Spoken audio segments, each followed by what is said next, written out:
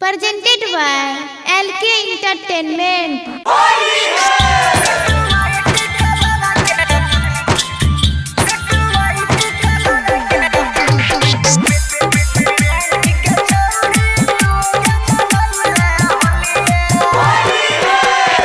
लाल पियर कोइली केने डला बोइली के करा संगे छोड़ी फगुआ मनैली। लाल पियर कोइली केने डला बोइली के करा संगे छोड़ी फगुआ मनैली। बिना लागई छो चोलिया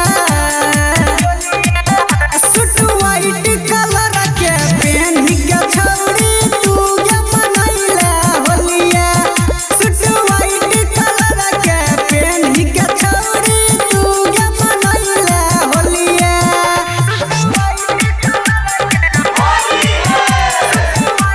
Sachin Recording Studio, Saharsa.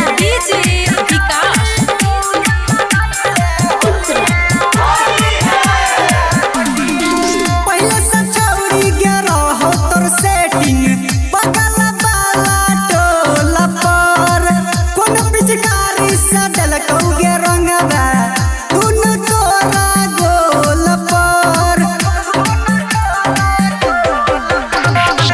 पहले से छौड़ी के रहो तोर सेटिंग बगल वाला टोला पर कोनो पिचकारी से डलकौ गे रंगवा दुनु तोरा गोल पर। चढ़ल जवानी के माजा उठलको जेने मन छौड़ी गे रंग लगलको रंगीन लागै छो गलिया। सूट व्हाइट कलर के पहन के छौड़ी तू के मनैला होलिया। सूट व्हाइट कलर के पहन के छौड़ी तू के मनैला होलिया। Sachin Recording Studio, Saharsa.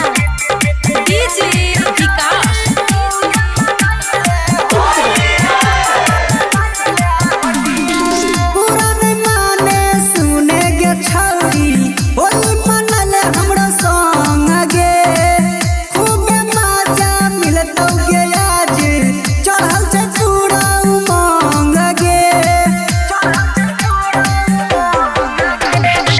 पुराने माने सुने गे छौड़ी होली मनले हमरो संग गे खूबे मजा मिलतौ गे आज चढ़ल छै पूरा उमंग गे।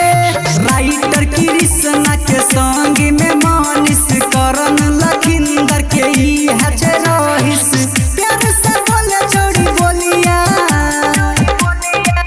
सूट व्हाइट कलर के पहन के छौड़ी तू के मनैला होलिया। सूट व्हाइट कलर के पहन के छौड़ी तू के मनैला होलिया। Mix by Siku Sawaria.